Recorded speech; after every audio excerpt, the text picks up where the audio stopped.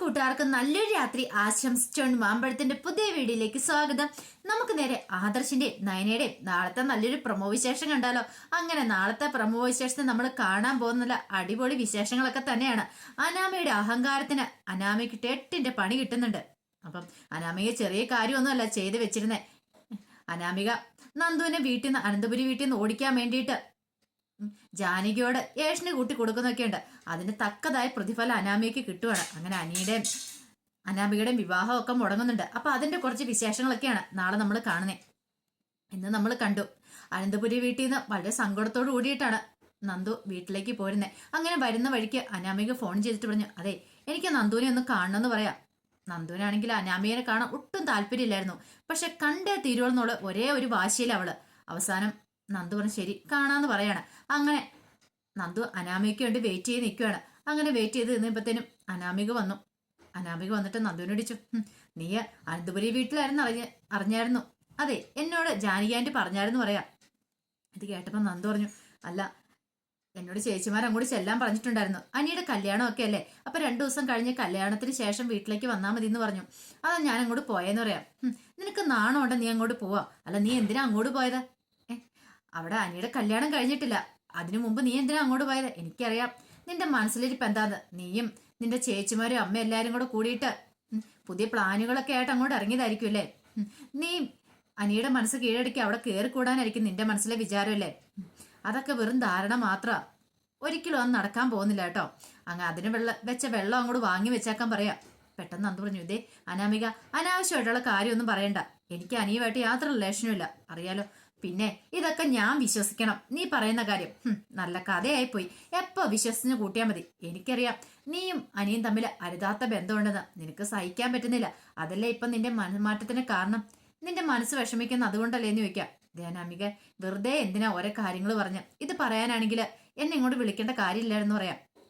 അതെ ഞാനാണ് ആന്റിനെ വിളിച്ച് പറഞ്ഞ് നീയും അനിയും തമ്മിൽ പ്രണയത്തിലാന്നുള്ള കാര്യം.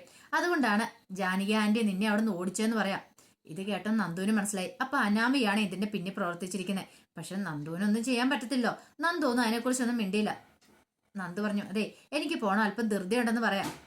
ഒരു കാര്യം കൂടെ പറഞ്ഞേക്കാം, കല്യാണത്തിന് നീ വരണമെന്ന് എനിക്ക് ഒരു നിർബന്ധവും ഇല്ല. പറഞ്ഞു കേട്ടല്ലോ, നീ വരാതിരിക്കുവാണെങ്കിൽ അത്ര സമാധാനം. ആ പരിസരത്ത് പോലും വരാതിരിക്കുവാണെങ്കിൽ അത്ര സമാധാനത്തോട് കൂടിയിട്ട് എനിക്ക് കല്യാണ മണ്ഡപത്തിൽ ഇരിക്കാലോ. ഇനിയിപ്പൊ നിന്നെ കണ്ടു കഴിഞ്ഞാൽ ചിലപ്പോൾ അനി നിന്റെ പുറകെ വരുമെന്ന് പറയാൻ പറ്റില്ല. അത് മാത്രമല്ല കല്യാണം കഴിഞ്ഞാലും ആ വീട്ടിലേക്ക് പോലും നീ വന്നു പോയേക്കല്ലേ. എന്റെ അനിയുടെ ജീവിതത്തിൽ ഒരു വിലങ്ങുതടിയായിട്ട് നീ കാണില്ലെന്ന് പറയാം. ഇത് കേട്ട് കഴിഞ്ഞപ്പോ നന്ദു പറഞ്ഞതേ വെറുതെ എന്നെ തെറ്റിദ്ധരിച്ചിരിക്കുക, എനിക്ക് പോണ അനാമിക എന്ന് പറഞ്ഞിട്ട് നന്ദു വണ്ടി എടുത്തോണ്ടും കൂടി പോവാണ്. ഈ സമയം അനാമിക മനസ്സിലെടുത്തു, അവൾക്ക് കൊടുക്കാനുള്ള ഡോസ് കൊടുത്തു, ഇനിയിപ്പൊ കുഴപ്പമില്ല, അവൾക്ക് സമാധാനമായിട്ടുണ്ട്. തന്റെ ജീവിതത്തിലേക്ക് ഇനി അവൾ കടന്നു വരത്തില്ല. നാണമുള്ളവളാണെങ്കിൽ അവൾ വരത്തില്ല എന്നൊക്കെ വിചാരിച്ച് അനാമിക ഭയങ്കര സന്തോഷത്തോടെ അങ്ങോട്ട് പോവാണ്. പിന്നീട് കാണിക്കുന്ന എനിക്ക് വല്ലാത്ത സങ്കടമൊക്കെ നന്ദു പോയതോടുകൂടി. എന്നാലും നന്ദു ഇത്ര പെട്ടെന്ന് പോവണ്ടായിരുന്നു. ആ ഒരു ചിന്തയായിരുന്നു. ഒരു പക്ഷെങ്കിൽ ആരെങ്കിലും ഇവിടെ എന്തെങ്കിലും പറഞ്ഞു കാണോ, ഇനി അമ്മയെ മറ്റും എന്തെങ്കിലും പറഞ്ഞോ, ആ ഒരു ടെൻഷൻ അനിയുടെ മനസ്സിലുണ്ടായിരുന്നു. ഈ സമയത്ത് വളരെ സങ്കടത്തോടു കൂടിയാണ് നന്ദു വീട്ടിലേക്ക് കയറി ചെല്ലുന്നത്. അങ്ങനെ ചെന്ന് കഴിയുമ്പോൾ കനകയും ഗോവിന്ദനോടെ ഉണ്ടായിരുന്നു. കനക ചോദിച്ചു, ഇതെന്ത് പറ്റി മോളെ, നീ പെട്ടെന്ന് എന്താ ഇങ്ങോട്ട് വന്നേന്ന് ചോദിക്കാം. അല്ല അത് പിന്നെ അമ്മ ഇന്ന് അങ്ങോട്ട് പോവല്ലേ, അപ്പൊ അതുകൊണ്ട് ഞാൻ ഇങ്ങോട്ട് വന്നേന്ന് പറയാം. അതിനെന്താ, നിനക്ക് അവിടെ എന്താ കുഴപ്പം? ഞാൻ അങ്ങോട്ട് വരത്തില്ലായിരുന്നോ? പിന്നെ അച്ഛന്റെ കാര്യം ഓർത്തിട്ട് നീ വിഷമിക്കണ്ട, അച്ഛനെ നോക്കാനായിട്ട് അവൻ വരാന്ന് പറഞ്ഞായിരുന്നല്ലോ, പിന്നെ എന്താ കുഴപ്പമെന്ന് ചോദിക്കാം. ഏയ് ഞാൻ അവിടെ എന്താ ശരിയാകത്തില്ലമ്മേന്ന് പറയാണ്. എന്തോ കാര്യമുണ്ട്. അത് നന്ദു നീ എന്താണെങ്കിലും അമ്മയോട് തുറന്നു പറയാന്ന് പറയാണ്. ഒരു പ്രശ്നമില്ലമ്മേ. അതെ എനിക്ക് നല്ല ക്ഷീണം തോന്നുന്നുണ്ട്, എന്തോ ഒരു തലവേദന പോലെ ഉണ്ട്, ഞാനൊന്ന് കിടക്കട്ടെ എന്ന് പറഞ്ഞ് മുറിയിലേക്ക് അങ്ങോട്ട് കയറി പോവാം. ഈ സമയം ഗോവിന്ദൻ പറഞ്ഞു, ഇതെന്ത് പറ്റി ഇവക്ക്, മുഖം വല്ലാതിരിക്കുന്നുണ്ടല്ലോ. ഇനിയിപ്പോ അവിടെ എന്തേലും ആ ജലജപ്പിശാശോടൊന്നും പറഞ്ഞു കാണോ, അവിടെ എന്തേലും പ്രശ്നം ഉണ്ടാകാൻ കാരണം അവൾ ഒറ്റ ഒരുത്തിയായിരിക്കും. അങ്ങനെ എന്തേലും നന്ദുവിനോട് പറഞ്ഞിട്ടാണോ എന്ന് അറിയാൻ പറ്റില്ല. ഞാൻ നയനമോൾ എന്ന് വിളിക്കട്ടെ എന്നും പറഞ്ഞ കനക നയനയെ വിളിക്കണം. നയനയെ വിളിച്ചിട്ട് ചോദിച്ചു, അല്ല അവിടെ എന്തേലും പ്രശ്നമുണ്ടോ മോളെന്ന് ചോദിക്കണം. എന്താ കാര്യം? അല്ല നന്ദൂട്ടൻ ഇവിടെ വന്നിട്ടുണ്ട്, പക്ഷെ അവളൊന്നും പറഞ്ഞില്ല.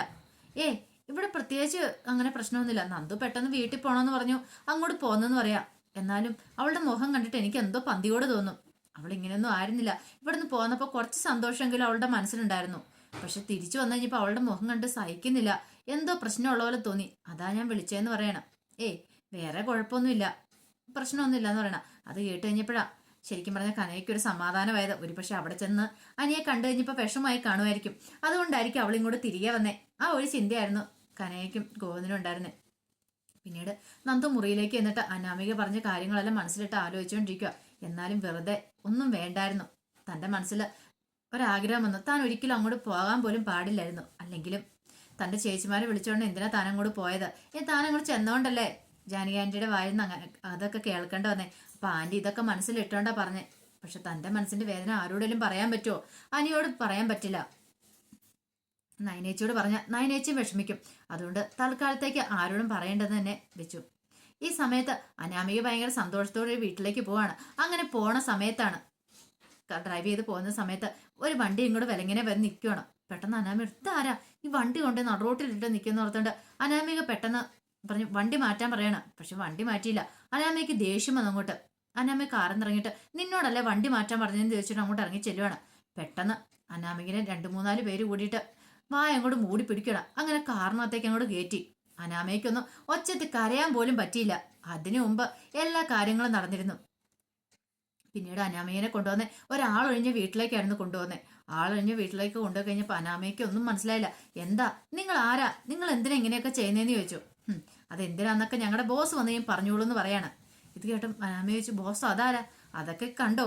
വന്നോട്ടെ, മര്യാദയ്ക്ക് ഇവിടെ ഇരുന്നോണം, അടങ്ങി ഒതുങ്ങി ഇരുന്നോ, ഒച്ച വെച്ചിട്ടുണ്ടെങ്കിൽ ഞാൻ തീർത്ത് കളയുമെന്ന് പറയാം.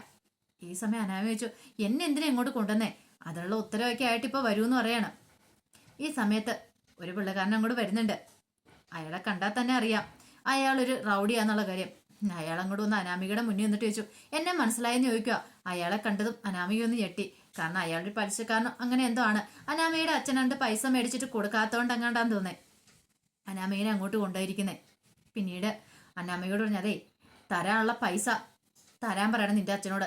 തന്നില്ലെങ്കിൽ ദേ ഒരു കാര്യം ഞാൻ പറഞ്ഞു, നിന്റെ കല്യാണം മുടങ്ങും. കല്യാണ സമയത്ത് നീ ഇവിടെ ആയിരിക്കും കിടക്കുന്നത്, അറിയാലോ പിന്നെ എന്താ സംഭവിക്കാൻ പോകുന്നതെന്ന്. അനാമിക പറഞ്ഞു അതിന് എന്നെ എന്തിനാ കൊണ്ടുവന്ന് പൂട്ടിയിട്ടേക്കണെന്ന് ചോദിക്കണം. നിന്നെ എന്തിനാ കൊണ്ടിട്ടേക്കണേന്നോ? നിന്റെ അച്ഛൻ ആദ്യം പൈസ തരട്ടെ, എന്നിട്ട് നിന്നെ ഇവിടെ നിന്ന് തുറന്നു വിടണോ വേണ്ടെന്ന് ആലോചിക്കാന്ന് പറയാം. ഇത് കേട്ട അനാമി പറഞ്ഞു എന്നെ ഇവിടെ പൂട്ടിയിട്ടാൽ നിനക്ക് പൈസ കിട്ടുമെന്ന് ചോദിക്കുക. കാരണം അനാമയുടെ കൈയൊക്കെ ബന്ധിച്ചു. വായിക്കകത്ത് ആദ്യം തുണി തിരികെ വെച്ചായിരുന്നു. പിന്നീട് അയാൾ വന്നതിന് ശേഷം വായിക്കകത്ത് തുണി പോലും മാറ്റിയത്. അനാമയ്ക്ക് എന്ത് ചെയ്യണമെന്ന് അറിയത്തില്ല. താൻ ഇവിടെ പെട്ടുപോയാലോ, ആരോടെങ്കിലും ഒന്നും വിളിച്ചു പറയാന്ന് പറഞ്ഞാൽ അതിനും പറ്റില്ല. ഫോൺ വിളിക്കാനോ ഇവിടുന്ന് ചാടിപ്പോയാനോ പറ്റില്ല. അവന്മാര് പറയുകയും ചെയ്തു ഇവിടെ നിന്ന് അനങ്ങിയിട്ടുണ്ടെങ്കിൽ എന്നെ തീർത്ത് കളയുള്ളൂ. പിന്നെ കല്യാണപ്പന്തലിലേക്ക് പോകുന്ന എൻ്റെ ജഡമായിരിക്കും എന്ന് പറഞ്ഞു. ഇത് കേട്ട അനാമിക ഒരു ഞെട്ടിപ്പോയി. കാരണം ഇത്ര സമയം ഉണ്ടായിരുന്ന അനാമികയുടെ അഹങ്കാരമൊക്കെ നിമിഷ നേരം കൊണ്ട് അങ്ങോട്ട് ആവിയായിപ്പോയി. കാരണം ഇത്ര സമയം നന്ദുവിനെ വെല്ലുവിളിച്ചിട്ട് അങ്ങോട്ട് വന്നേ. പക്ഷെ അനാമിക സ്വപ്നത്തിൽ പോലും പ്രതീക്ഷയില്ല ഇങ്ങനെ ഒരു പണി കിട്ടുമെന്നുള്ളത്. കാരണം അനാമികയുടെ മനസ്സിൽ വേറെ ക്രൂരമായ പല ചിന്തകളും ഉണ്ടായിരുന്നു. അനാമിക അത്ര പെർഫെക്റ്റ് ഒന്നും അല്ലായിരുന്നു. എന്നിട്ടാണ് അവൾ ആ നന്ദുവിനെ അതുമാതിരി കുറ്റപ്പെടുത്തിയത്. ഇതൊക്കെ ഓർത്ത് കഴിഞ്ഞപ്പോൾ അനാമയ്ക്കും വല്ലാത്ത ടെൻഷൻ. ദൈവമേ ഇനി കല്യാണം അങ്ങനെ മുടങ്ങോ? അങ്ങനെ മുടങ്ങിയിട്ടുണ്ട് എന്ത് ചെയ്യും? അങ്ങനെ മുടങ്ങാൻ വേണ്ടി പ്രാർത്ഥിച്ചിരിക്കുമായിരിക്കും മിക്കവാറും ആ നന്ദു. അങ്ങനെ മുടങ്ങിയിട്ടുണ്ട് തനിക്ക് ഒരിക്കലും നല്ലൊരു ജീവിതം ഉണ്ടാകത്തില്ലെന്ന് മനസ്സിലായി. ഇതൊക്കെ ഓർത്ത് സമനില തെറ്റുകയായിപ്പോയി അനാമിക.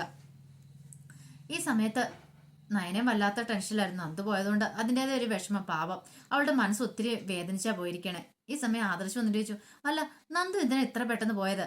അവള് പോകേണ്ട കാര്യമില്ലായിരുന്നു പറയാം. എനിക്കറിയില്ല ആദർശേട്ടാ, അവൾക്ക് ചിലപ്പോൾ ഇവിടെ നിൽക്കാൻ താല്പര്യം തോന്നിക്കാണത്തില്ല. ചിലപ്പോൾ അച്ഛൻ മാത്രമല്ലേ ഉള്ളൂ, അമ്മ ഇന്നിങ്ങോട്ട് വരുമല്ലോ, അതുകൊണ്ടായിരിക്കും പോയിരിക്കുന്നെന്ന് പറയാം. ഇത് കേട്ടത് ആദർശ് പറഞ്ഞു എനിക്കൊരു നന്ദു പോയപ്പോൾ എന്തോ ഒരു വിഷമം വരുന്നുണ്ട്. നീ എൻ്റെ എന്തെങ്കിലും ഒളിക്കുന്നുണ്ടോ എന്ന് ചോദിക്കും. ഞാൻ എന്താ ഒളിക്കുന്നത്? അല്ല നന്ദുവിൻ്റെ മനസ്സിലെ വിഷമം എന്താ നിനക്കറിയാവോ? അവൾ എന്നോടൊന്നും പറഞ്ഞിട്ടില്ല ആദർശേട്ടാന്ന് പറയാണ്. അങ്ങനെ സംസാരിച്ചുകൊണ്ടിരിക്കുന്ന സമയത്താണ് ആദർശിന്റെ ഫോണിലേക്ക് ഒരു കോള് വരുന്നുണ്ട്. അപ്പൊ ആദർശ് ആദ്യം നോക്കിക്കഴിഞ്ഞപ്പോഴത്തേനും കമ്പനിന്ന് അപ്പൊ ആദർശ് ആ ഫോണിൽ സംസാരിച്ചാണ് അങ്ങോട്ട് പോവാണ്. അപ്പോഴാണ് അനിയുടെ ഫോണിലേക്ക് ഒരു കോള് വരുന്നത്. അപ്പൊ അനി അകത്തിരിക്കുന്ന സമയത്ത് കോള് വരുവാണ്. അനി കോൾ എടുത്ത് നോക്കി, അനാമികയുടെ അച്ഛനാണല്ലോ, എന്താ ഇങ്ങനെ വിളിക്കണമെന്ന് ഓർത്തു. അങ്ങനെ ഹലോ പറയണ. എന്താ അച്ഛൻ എന്താ കാര്യം എന്ന് ചോദിക്കണം. അനാമിക എങ്ങനെ അങ്ങോട്ട് വന്നോ മനി നിൽക്കണം. അനാമികയോ? ഇല്ല അച്ഛ അനാമിക വന്നില്ലെന്ന് പറയണം. ഈ സമയത്ത് എന്താ അനാമിക എന്ത് പറ്റിയെന്ന് ചോദിക്കാം. അല്ല അനാമിക പുറത്തു പോയിട്ട് ഇതിനായിട്ടും വന്നില്ലെന്ന് പറയണം. ഇത് കേട്ടതും അനിയൊന്ന് ഞെട്ടി. ഇവളിത് എവിടെ പോകാനാ പോലും. പിന്നീട്